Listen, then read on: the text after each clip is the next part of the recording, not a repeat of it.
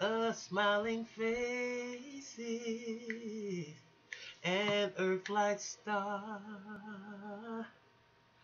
A frown can't bring out the beauty that we are.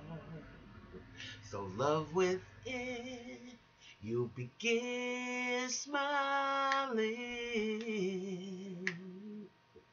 There are brighter days ahead. Don't mess your face up with bitter tears. 'Cause life is gonna be what it is.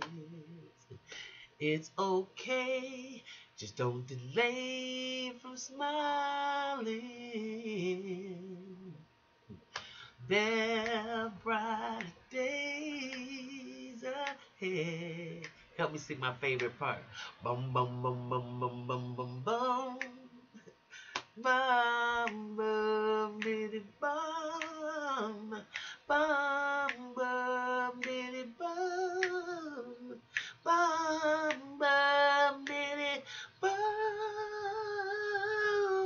Ow. Okay, hey, good morning, good afternoon, good evening, family.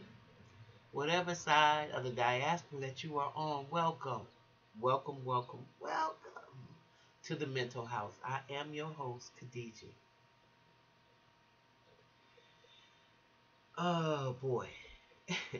Today I want to just share something with you guys um, about how the narc uh, sets you up as a child for the behavior that you are going to feel comfortable with as you get older. There's just no way around it. And I started thinking about a particular story about my dad, um, who I always say is the first man I fell in love with. I didn't come from a broken home. I came from a quote unquote broken home. Oh, but it was broken, just not physically. Aesthetically, it looked very nice on the outside.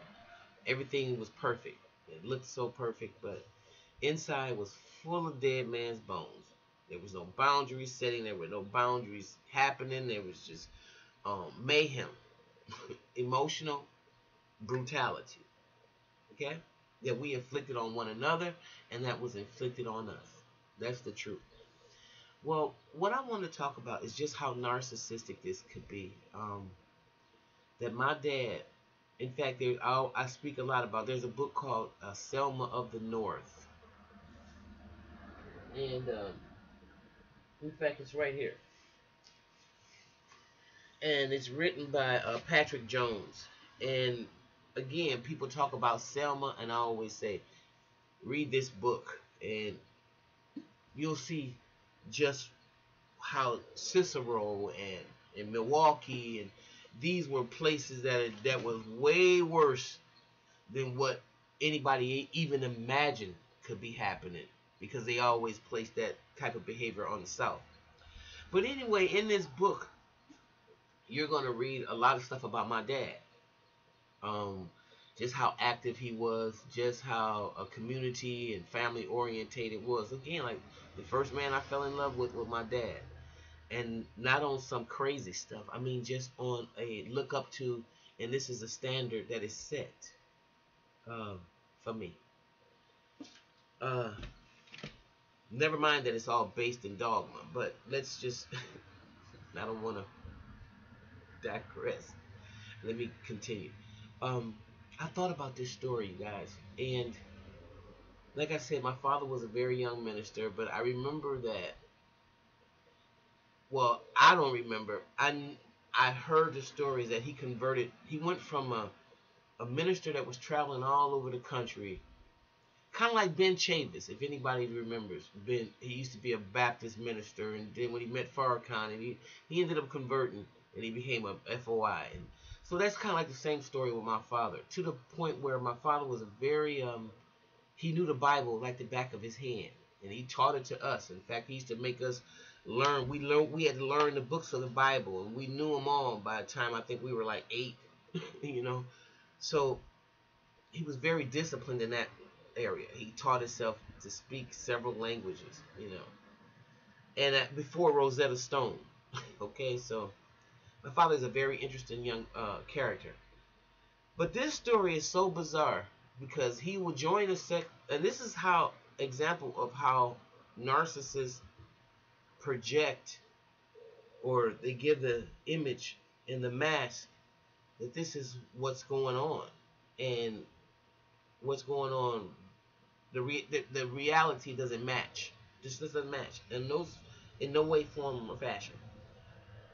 My father is going around. He's this real militant guy, and he's talking a lot of stuff about, revitalizing the black community, resurrecting the black man, and all types of stuff like this. And then he had an affair. He was having an affair with a white neighbor that lived up the street. And of course, myself and my younger brother, we didn't know. My dad would come and pick us, we thought, up for school, but he wasn't really picking us up. He was coming up to pick up the ladies' kids and to take the kids home. And I don't want this to sound prejudiced or anything like that, because it's not. I don't hate anybody because of their color. I just want you to know that. I hate oppression. Okay, color means, it doesn't mean a damn thing to me. If you're an oppressor, we got a problem. Okay? And if your thoughts are oppressive, so that's what the bottom is. But this is just, I have to explain it in layman terms. My father is a black Muslim minister teaching the black woman is the queen and the black woman is this. And he's sleeping with a white woman. He's not even taking his children to school, but when he sees that, when he's picking her children up, that, oh my God, there's my children. I guess I got to pick them up too. My God. And I actually remember, and there's two things. One incident where I wanted to sit in there was my younger brother right under me. We went to the same school as these kids, obviously, and we didn't know them. We met them because my father was picking them up, but they weren't his children. No, it was just a Caucasian woman who liked black men, and she had a black man before. I don't know anything about her circumstances, but I know she had 2 boys and a little daughter. My father would pick those kids up from the same school that his children, that he created, that he put on the earth, went to, and wouldn't even want his own kids to get in the car.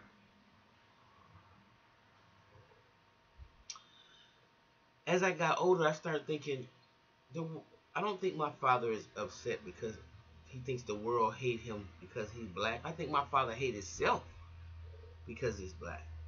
I really can't think of any other explanation behind something so diabolical. And I think one of the things that is really so detrimental is the time that we saw him. And I grabbed my brother and I go, oh, there's Dad. Come on, let's go get in the car. I'm like, hey, Daddy, hey, la, la, la. And he wouldn't let us get in the car, and he took the other kids home. What type of craziness? Okay? All right.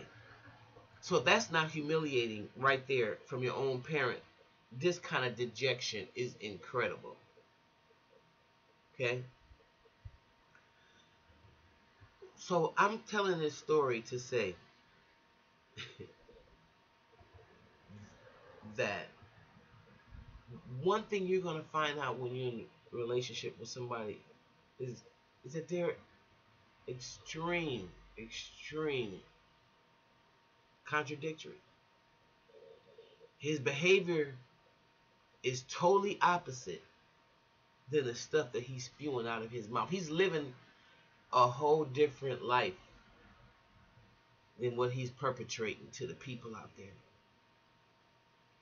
And to have to see that, and to have to cover up for that, and to have to act as if that's not the reality that you're living, is a really dangerous. It's a dangerous stew. And all I'm saying is, I see now how some of those childhood indignities hurt my spirit. Um, and in some instances where I didn't think I deserved the explanation, I didn't, because of my dad. I I knew I couldn't ask questions because I might, get in trouble. Because one of the worst things in the world was thinking that, why are you taking these children up and down the street and you're really rejecting us? So when I think about that type of rejection, when you think your own father wants somebody else's kids instead of his own, when your dad will give another woman's kids a ride and then he makes his own children walk, that is some sick, narcissistic, self-hatred shit. And there's no other way to describe it. And so I had to start back there because that was one of my most earliest wounds from him. It made no sense. It made no sense then, and it makes no sense now. You know. So sometimes when you think about when you're doing this work, and you got to go in and clean out old wounds. Sometimes when you think about where those wounds started and how they started,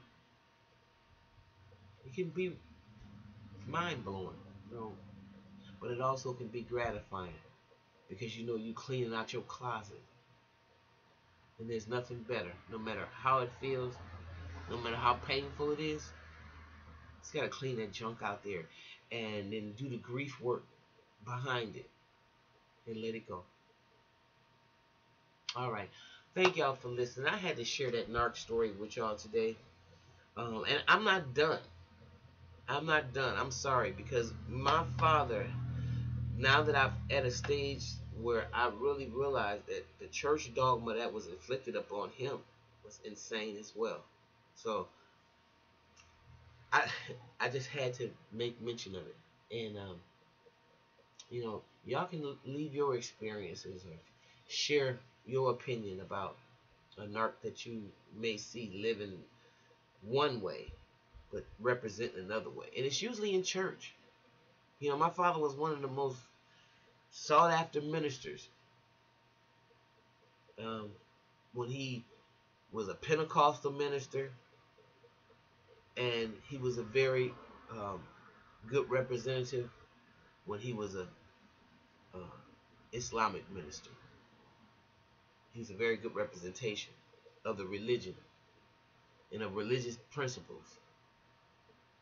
But his heart was far from it because the way he treated his family emotionally, well, it sucked. It sucked, you know. So I'm gonna go right now. I hope each and every one of you go out and make it a wonderful day. Thank you for listening to me and let me get this crap out of my house. And I will see you next time in the mental house. Y'all be blessed. Bye bye.